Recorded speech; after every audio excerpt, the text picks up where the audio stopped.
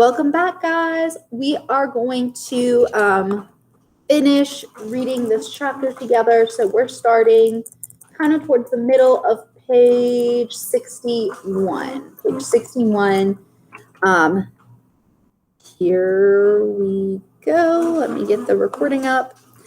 1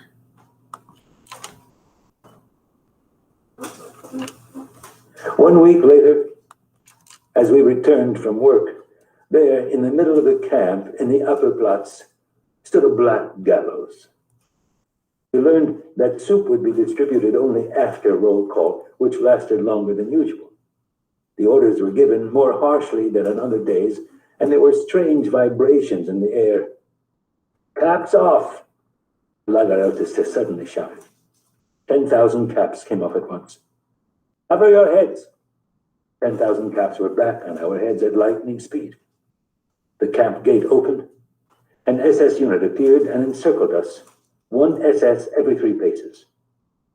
The machine guns on the watchtowers were pointed toward the upper Platz. "They're expecting trouble," whispered Juliak. 2 SS were headed toward the solitary confinement cell. They came back, the condemned man between them. He was a young boy from Warsaw, an inmate with 3 years in concentration camps behind him. He was tall and strong, a giant compared to me. His back was to the gallows, his face turned toward his judge, the head of the camp. He was pale, but seemed more solemn than frightened. His manacled hands did not tremble. His eyes were coolly assessing the hundreds of SS guards, the thousands of prisoners surrounding him. The Lagereltis began to read the verdict, emphasizing every word. "In the name of Reichsfuhrer Himmler, prisoner number Stoll during the air raid, according to the law, prisoner number is condemned to death. Let this be a warning and an example to all prisoners." Nobody moved. I heard the pounding of my heart. The thousands of people who died daily in Auschwitz and Birkenau, in the crematoria, no longer troubled me. But this boy, leaning against his gallows, upset me deeply. "This ceremony, will it be over soon? I'm hungry," whispered Juliak. At a sign of the Lagereltis, the Lagerkapo stepped up to the condemned youth. He was assisted by 2 prisoners in exchange for 2 bowls of soup. The capo wanted to blindfold the youth, but he refused.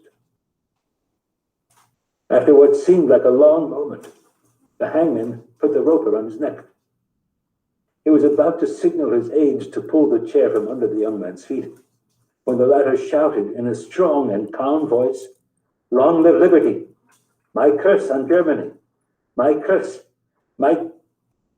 The executioner had completed his work.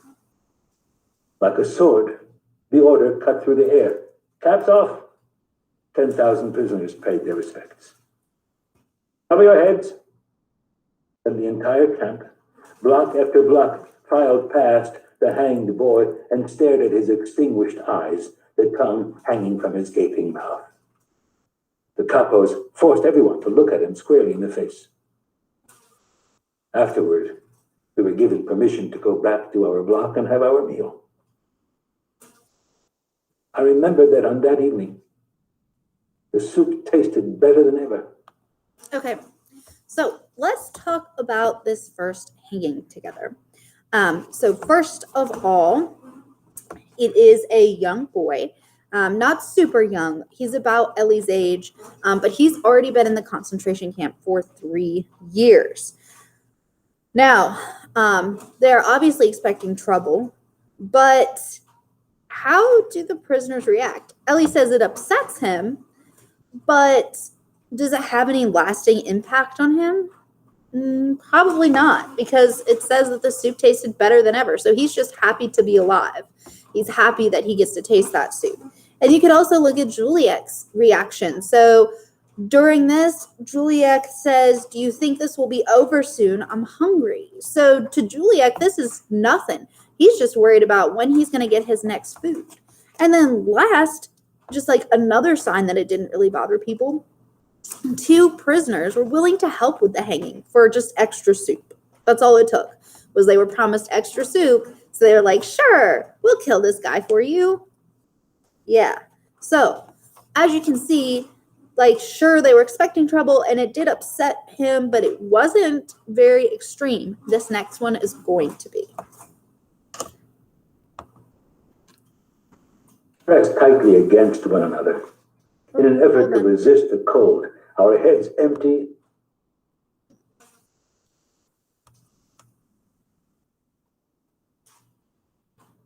We were given bread, the usual ration. Oh, what happened? Of my Polish comrade bidding